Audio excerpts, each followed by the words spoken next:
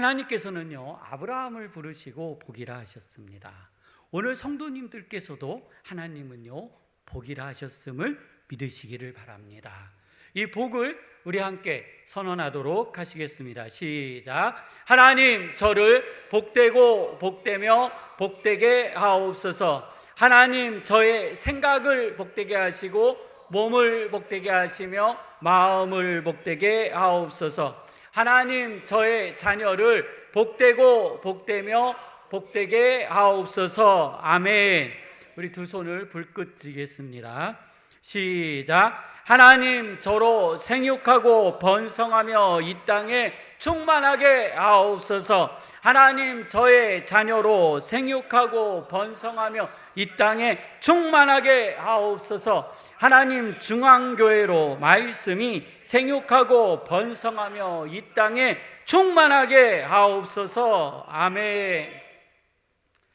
한 고등학생이 우연히 자신의 벗이나 친구나 선배로부터 알 수는 없지만 마약을 소지하게 되었습니다.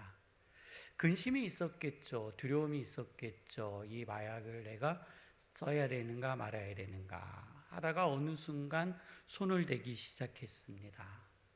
한번 시작된 마약은요, 좀처럼 끊을 수가 없는 겁니다. 성도님들, 이 시간에 제가 마약을 이야기하는데 우리의 몸이 확 반응 안 하는 것을 복으로 여기시기를 바랍니다. 마약에 중독된 사람들은요, 마약 얘기만 나와도요, 이 몸이 반응을 해요. 자, 그래서 이 청소년은 마약을 복용하면서 자신의 삶을 한탄하는 겁니다. 자신의 엄마는 대학교 때 외국에서 유학 온 남자를 만나서 불장난처럼 시간을 보냈습니다. 그 가운데 자기가 태어난 거예요. 그리고 그 아버지는요, 자기의 나라로 그냥 돌아가 버렸습니다. 젊은이 엄마가 이 아이를 키울 수가 없어서 할머님에게 이 아이를 맡겼습니다. 할머님이 온 정성을 다해서, 온 힘을 다해서 이 아이를 키웠지만 청소년기에 접어들어서 이 아이는 방황을 시작했고 결국 이 친구는 마약까지 손을 대게 됐다고 합니다. 성도님, 우리는요, 이 청년의 미래가 어떻게 펼쳐졌을 거라고 생각하십니까? 이 청년은요, 어떤 인생을 살았을까요? 이 청년의 인생은 어떻게 펼쳐졌을까요? 오늘 이 부분을 우리들이 돌아보면서 함께 말씀을 찾아보려고 합니다. 예수님의 어린 시절, 청년기에 대한 내용은 성경에 그렇게 자세하게 나와 있지는 않습니다. 예수님께서는 어떤 직업을 가지셨을까요? 예수님의 직업에 대해서는 기록되어져 있습니다. 예수님께서는 29살까지 성인이 되어서 어떤 일을 하셨을까요? 네, 잘 알고 계시는 것처럼 예수님의 청년의 직업은 목수였습니다. 마을 사람들은요, 목수였던 예수를 잘 알고 있습니다. 예수님께서는 당신이 자라시고 당신이 성장한 마을을 떠나, 그러니까 30세가 되어 떠나 복음을 전하기 시작하셨습니다. 예수님께서 가시는 그곳에는요, 예수님으로부터 빛이 있었습니다. 예수님을 만나는 사람마다 그의 삶이 변했고 인생에 많은 도전을 받기 시작했습니다. 심지어 몸의 병증도 나았고 귀신도 쫓겨나는 일들을 보았습니다. 예수님의 말씀을 듣기 시작하면 그 말씀이 끊어지는 것조차 아까워하고 한마디를 놓치지 않기 위하여 집중하였습니다. 예수님은요, 많은 사람에게 빛이었고 소망이었고 능력이었습니다. 많은 사람들이 예수님을 따르기 시작했습니다. 많은 사람들은요, 예수님의 능력을 사모했습니다. 예수님의 말씀이 오늘 이 자리에 계신 성도님들처럼 나에게 이루어지기를 원하는 소망을 품었다라는 겁니다. 이때 예수님께서 당신의 제자들과 함께 고향에 가셨습니다. 고향을 방문했고 예수님은 회당 중심으로 복음을 전하셨기 때문에 여전히 회당에 들어가셔서 사람들에게 말씀을 전하기 시작했습니다. 예수님의 어머님, 아버지는 성도님들이 잘 알고 계신 것처럼 요셉이었고 그리고 마리아였습니다. 예수님은요, 마리아의 집의 장남이었습니다. 아까 예수님의 직업이 뭐였다고요? 목수였습니다. 자신들의 집을 방문하여 집도 수리해주고 가구도 수리해줬던 솜씨 좋은 목수 예수가 오래간만에 회당에 나타난 겁니다. 그리고 회당에 서서 말을 하기 시작하는 겁니다. 근데 그 말에 감동이 있고 능력이 있고 권능이 있습니다. 그들의 지식이 열리기 시작했고 그들의 마음이 감동이 일어나기 시작했습니다. 예수님은 어느 순간 권능이 있었습니다. 새로운 사람이었습니다. 자신들이 보던 예수가 아니었습니다. 그런데요, 이 사람들은요, 그런 예수님을 인정하고 싶지 않았습니다. 자신들 앞에 벌어지고 있는 이 놀라운 일들, 자신들이 지금 보고 있고 듣고 있지만 이 사실을 믿고 싶지 않았습니다. 그래서 이 예수님의 지혜와 권능을 인정할 수 없어서 그들은요, 이렇게 서로 상의하기 시작합니다. 이 사람은 분명히 마리아의 아들 목수가 아니냐. 뭐가 아니냐고요? 목수가 아니냐.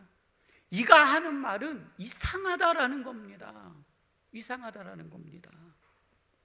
그의 형제 야고보와 요셉 그리고 유다와 시몬의 형제가 아니냐. 그 너희들이 우리와 함께 여기 있지 아니하냐. 그러면서요, 예수님을 배척하기 시작했습니다. 어쩌면 예수님의 어린 시절을 보았고 예수님의 직업을 알았던 그들이 예수님을 인정하기에 가장 어려웠을 수도 있을 거라는 겁니다. 심지어요, 사람들은요, 예수님의 형제들에게 가서 이렇게 얘기했습니다. 야, 네 형이 정신병 걸렸나 봐. 귀신 들렸나 봐. 야, 네 오빠가 귀신 들렸어. 너 빨리 가서 말려. 그래서요, 예수님의 형제들이요, 예수님께서 복음을 전하는 그 자리에 가서 우리 오빠, 우리 형이 정신병 걸렸으니까 그만 듣고 다 돌아가세요. 우리가 우리의 오빠 예수님, 형 예수님을 데리러 왔습니다 하는 일이 마가복음에 그대로 기록되어져 있습니다. 예수님의 말씀을 좀처럼 믿지 않으려는 그 고향 사람들을 향해서 예수님이 이렇게 말씀하십니다. 선지자가 자기 고향에서 자기 친척과 자기 집 외에는 다른 모든 곳에서는 존경을 받는다. 그렇지만 자기의 고향과 친척과 자기 집에서는 존경을 받지 못한다라는 겁니다. 그래서 오늘 우리 성도님들께서 읽으신 본문처럼 예수님께서는요, 그곳에서 아무런 권능도 능력도 행하지 않으셨습니다. 소수의 병자에게만 안수하여 고치실 뿐이었습니다. 더 이상의 가르침도, 더 이상의 빛도, 더 이상의 소망도, 더 이상의 능력도 그 고향에서는 행하지 않으셨습니다. 왜 이런 일이 일어났을까요? 누구에게 손해일까요? 예수님을 받아들이고 예수님의 말씀을 인정한다면 그들에게는 소망이 있고 능력이 있고 그들의 병이 치유되어졌을 텐데, 그들이 가지고 있었던 모든 문제는 해결되어졌을 텐데 그들은 왜 그 예수님을 인정하지 않았을까요? 선입견이라는 말이 있습니다. 단어가 있어요. 이 선입견이라는 뜻은 어떤 사람이나 사물 또는 주의나 주장에 대하여 직접 경험하지 않은 상태에서 미리 마음속에 굳어진 견해라는, PT를 다음 한 장 넘겨주시기 바랍니다. 견해라는 겁니다. 자코리아라는 신문에서 편견이라는 기사를 한번 다룬 적이 있습니다. 직장인 86.5%가 직장 내에 편견을 겪었다고 합니다. 이거를 갖다가요, 7가지로 나누는데 제일 높은 편견이 나이, 꼰대, 라떼 뭐 이런 얘기 들어보셨잖아요. 나이라는 편견이 있답니다. 두 번째, 출신 학교가 어디냐에 대한 편견을 사람들이 가지고 있대요. 세 번째, 성별. 남자라 그래, 여자라 그래, 너는 그래서 그래, 그렇다라는 거예요. 그 다음에 과거의 행동. 너는 과거에 이런 행동을 했잖아, 그러니까 지금도 이런 행동을 할 거야 라는 과거의 행동. 그 다음에 전공과 학과. 너는 배운 게 없어, 너는 우리 이곳에서 있는 그 전공하고는 달라, 이런 편견을 가지고 있다는 거예요. 그 다음에 외모. 그 다음에 출산지. 너는 어디, 고향이 어디야. 이것이 그들이 직장 내에서 가지고 있는 편견이라는 거예요. 성도님들, 이 편견이라는 함정에 혹시 빠져보셨나요? 우리도 다 빠져보셨을 거예요. 힘듭니다. 내가 다른 사람을 편견하는 거는요 쉽지만, 내가 다른 사람들로부터 편견을 당할 때는요 고통 그 자체입니다. 내가 아무리 잘해도, 내가 아무리 노력해도, 내가 아무리 열심히 해도요 이 편견이라는 것으로 인정해 주지 않는 겁니다. 이것이 우리 사회 속에 고스란히 남아있는 겁니다. 성도님들, 저의 고향을 묻지 마세요. 저의 혈액형을 묻지 마세요. 저의 성씨를 묻지 마세요. 사람들이요, 너 고향이 어디니? 그러면 서울이요. 그러면 서울 깍쟁이. 경기도는 뭐니? 저기 뭐 울산은 어디? 부산은 어디? 전라도는 어디? 뭐 안동은 어디? 막 그 편견을 가지고 있잖아요. 너는 그 지역의 그 사람이야. 충청도 사람들이 늦다고 그러는데요, 성도님들 하나도 안 늦습니다. 그분들은요 그냥 우리들이 가지고 있는 생각일 뿐이라는 거예요. 제가요 혈액형이 있는데요, 저의 혈액형은 비열하고 비겁하고 지지진데요, 지랄 맞고 지랄 맞고 지랄 맞은 서혈액형이래요. 네, 저는 그렇대요. 사람들의 편견입니다. 성씨입니다. 고집 센 사람, 최씨, 강씨, 하나 더 있는데요. 예? 김씨요? 예, 김씨도 세답니다. 네, 이렇게요 성씨를 가지고요 사람이 고집이 세다고 그러는데요, 성도님들, 세상사 고집 안 센 사람 어디 있습니까? 다 한 성깔 하시는 분들 이 자리에 다 앉아 계십니다. 네. 누구만 튀는 게 아니에요. 네, 조용하신 분이요 고집이 더 센 거 아십니까? 조용하신 분이 엄청난 황소 고집을 가지고 있는 겁니다. 앞에서 불쑥불쑥 하는 사람은요 그러고 끝나지만, 조용한 사람은요 뒤끝이 엄청납니다. 이렇게요 우리는요 편견을 가지고 있습니다. 우리도 모르는 사이에 우리는 편견을 가지고 있어요.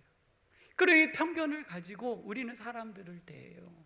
심지어 하나님도 그렇게 바라보는 겁니다. 아브라함의 조카 롯은 당시 너무나도 보기 좋은 소돔성과 고모라성을 선택했습니다.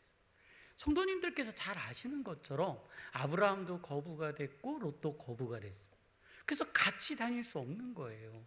그래서 아브라함이 들을 보여주면서 네가 자하면 내가 우하고 네가 우하면 내가 자하리라 라고 했더니 소돔성과 고모라성이 너무나도 보기 좋았다라는 거예요.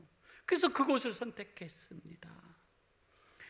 롯은요 이 소돔과 고모라 성에 성공적으로 정착하는 듯 보였습니다. 그래서 자신의 자녀들을 시집 보내고 장가 보냈습니다. 그리고 자기는 성문 앞에 앉아 사람들에게 인사를 하고 그리고 대우받기를 좋아했어요. 천사가 아브라함을 만나고 그리고 소돔과 고모라 성을 지나갈 때 롯이 천사를 발견하고 나아가 엎드려 자신의 집으로 초대합니다. 아니 우리는 이 광야에서 지낼 거야 라고 하지만 간곡히 간청함에 이 천사가 롯의 말을 순응하고 그 초대를 받아들여 그의 집에 들어갔다는 거예요. 그때 소돔성 백성들이 노소를 막론하고 원근에서, 원근 각처, 먼 곳에서 다 모여들기 시작했습니다. 그리고 롯의 집에 온 사람들이요, 이 천사들을 끌어내라 하고 막 시위를 하기 시작하는 겁니다. 그리고 그들은 이렇게 이야기해요. 우리가 그들로 상관하리라. 롯은요, 자기가 간청해서 초대했는데 그 손님들을 어떻게 내주겠어요? 말도 안 되잖아요. 그러니 말도 안 되는 협상을 그들에게 제시하는 겁니다. 나에게 아직 시집가지 않은 두 딸이 있는데 당신들에게 내어줄 것이니 당신들의 눈에 좋은 대로 하라. 이게 말이 됩니까? 말도 안 되죠. 그렇지만 그들은요, 듣지 않았습니다. 그리고 그들의 표현이에요. 이 소돔성과 고모라성에 살고 있는 사람들의 표현이에요. 롯을 향해서 이렇게 말해요. 들에서 거류하던 것이 우리의 법관이 되려 하는도다. 네가 그렇게 잘났어? 들에서 거류해가지고 우리 성에서 기껏 받아줬더니 네가 지금 우리 머리 위에 앉아 있으려고 그래? 우리의 법관이 되려고 그래? 야, 우리는 이제 더 이상 못 봐줘 하면서요, 소요가 크게 일어나기 시작했습니다. 그래서 모여있는 사람이 우리가 너를 해하리라, 우리가 너를 아예 박살을 낼 거야, 너 아주 그냥 오늘 전투 12조 나오게 두들겨 팬다 하고요, 달려들 때 천사가 롯의 손을 붙들고 집으로 끌어들이고 밖에 있는 사람들의 눈을 멀게 했습니다. 그리고 롯에게 이렇게 이야기합니다. 이 성에 심판이 얼마 남지 않았으니 너의 가족과 형제, 너의 가족과 그리고 딸과 사위에게 가서 이 성에서 도망치자라고 전하는 것. 이 성에 멸망이 왔다. 롯이요, 자신이 사랑하는 딸과 사위, 가족들에게 가서 구원의 복음을 전합니다. 구원이 임한 거잖아요. 성도님들, 이 롯에게 구원이 임한 것은 롯이 하나님 아버지 앞에 무엇을 해서 구원이 임한 게 아닙니다. 그냥 그는 아브라함의 조카라는 명분으로 구원을 얻은 거예요. 그의 가족들도 구원의 길이 활짝 열렸습니다. 누구의 말만 들으면은요? 장인의 말만 들으면 되는 겁니다. 장인이 가서 딸과 사위에게 이 성이 멸망할 것이다, 이 성은 멸망할 것이다, 지금 도망가야 된다, 지금 나가자 그랬더니요, 그들이 장인의 말을 농담으로 여기더라. 농담으로 여기더라. 구원의 길이 열렸습니다. 구원의 문도 열렸습니다. 구원받을 수 있는 모든 것들이 다 열려 있습니다. 그런데 안타깝지만 그들은 구원받지 못했고 그 성과 함께 멸망하게 되었다라는 겁니다. 우리 앞서 말씀드렸던 것처럼 아브라함과 롯이 헤어질 때 부자였습니다. 그에게는 많은 일꾼도 있었고 재산도 있었고 사람들도 있었습니다. 그런데 살아난 사람은 몇 명이에요? 3명입니다. 나머지는 다 어떻게 됐어요? 그 성에서 멸망했습니다. 이런 참혹한 결과를 왜 가져왔을까요? 왜 사위와 딸은, 그리고 주변에 있는 사람들은 장인의 말을, 주인의 말을 듣지 않았을까요? 그들은요, 구원의 소식이 전해졌지만, 구원받을 수 있는 길이 열렸지만 스스로 그 길을 왜 걷어찼을까요? 아마 그것은요, 어떻게 보면 롯의 상과도 관계가 있겠지만 그들의 가족, 구원의 소식을 들은 그들의 편견과 그들의 의식 속에서, 그들의 선입견 속에서 그 장인의 말이 농담처럼 들렸을 거라는 겁니다. 그 말을 진실로 듣지 못한 겁니다. 어찌 보면 장인의 성품, 삶의 방식, 그가 평상시 하던 말들과도 관계가 있었을 겁니다. 그렇지만 그 위기의 상황에서 전달되어지는 구원의 소식을 못 듣는 겁니다. 그래서 그들은요, 결국 그 자리에서 멸망하고 말았다라는 겁니다. 성도님, 우리도 이런 실수를 하지 않나요? 반복적으로 하고 있습니다. 사실은 우리가 만나는 사람, 외모, 출신, 학력, 고향 등, 이거는요 그들에게 있어서 그림자와 같은 겁니다.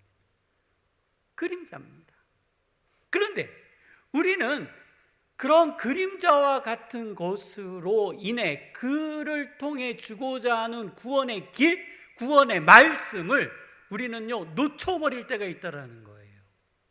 우리의 편견과 우리의 선입견 속에서 그를 통해 주시는 말씀, 그를 통해 살아가야 할 길들을 우리는 놓치고 있다라는 겁니다.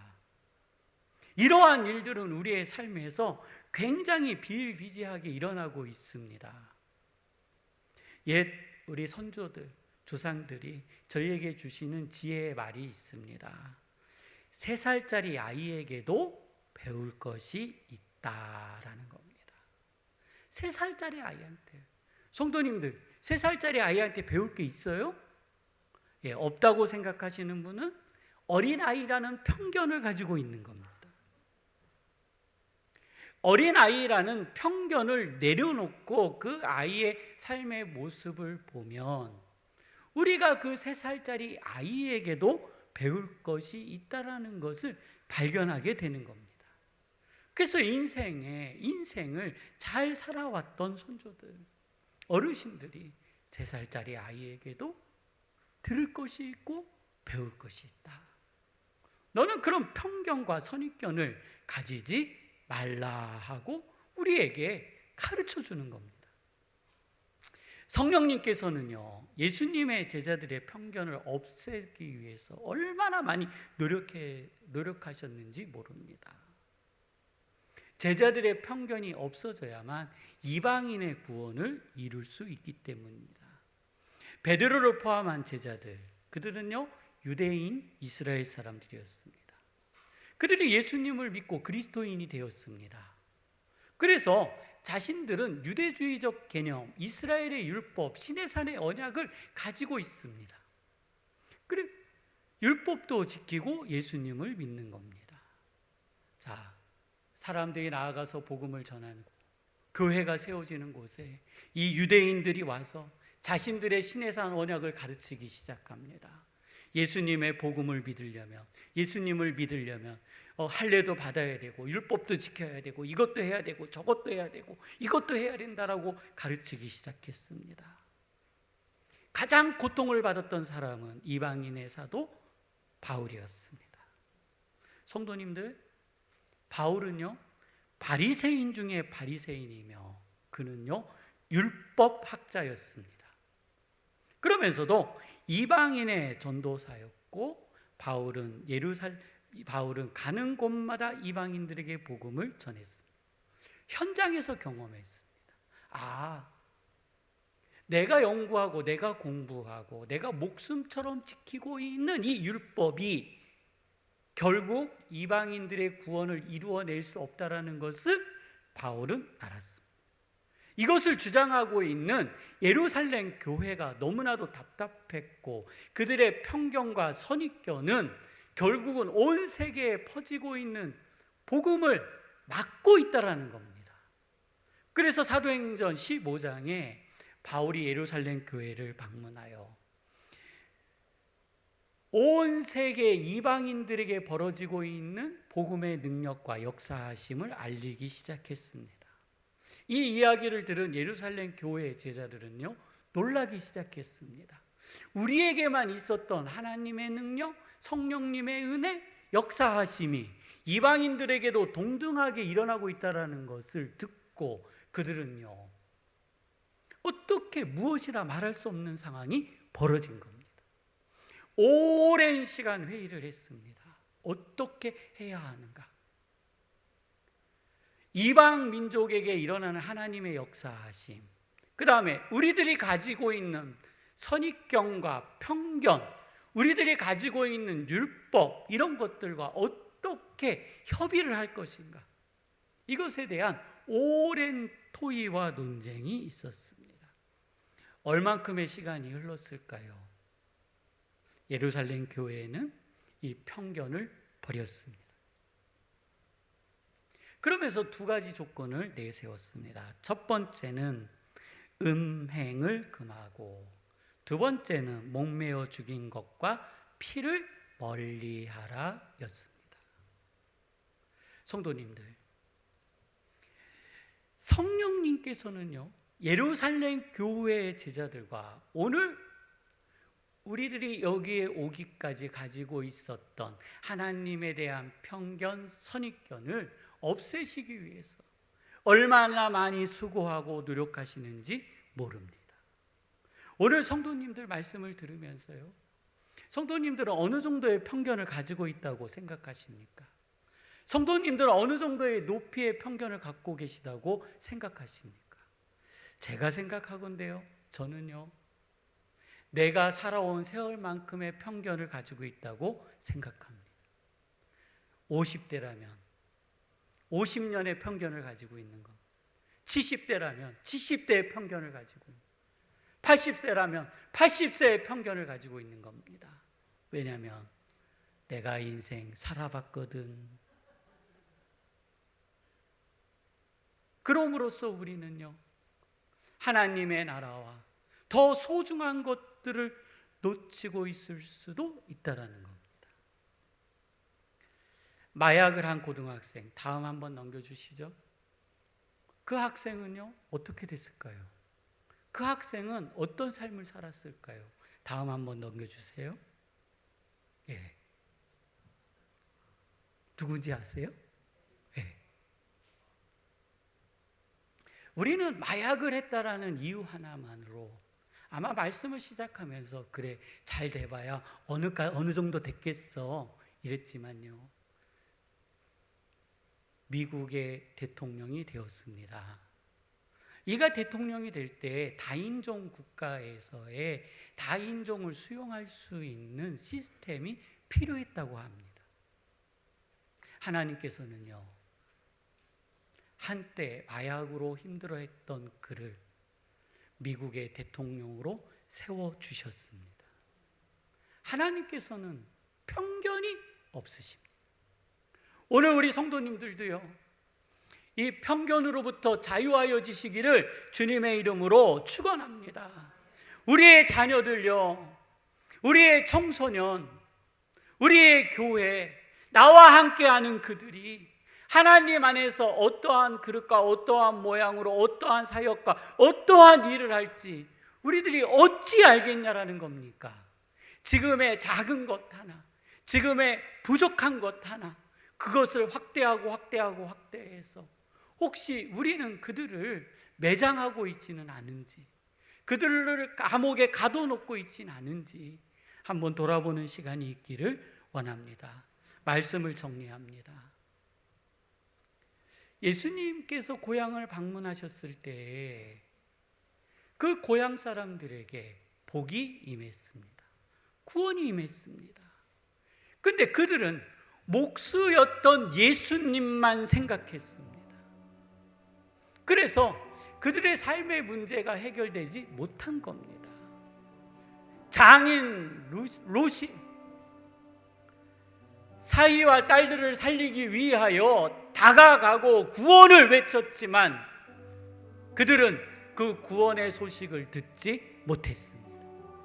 그것은 그 장인의 선입견 때문이었습니다. 오늘 우리는요, 우리들이 가지고 있는 선입견 때문에 우리의 인생을 망치고 있을 수도 있습니다. 그래서 하나님, 오늘 우리에게 선입견이 없는 삶, 지혜를 허락하여 주옵소서. 주께서 제자들을 변화시켜 주신 것 같이 오늘 저희를 변화시켜 주옵소서 하는 기도가 있기를 원합니다. 함께 기도하시겠습니다.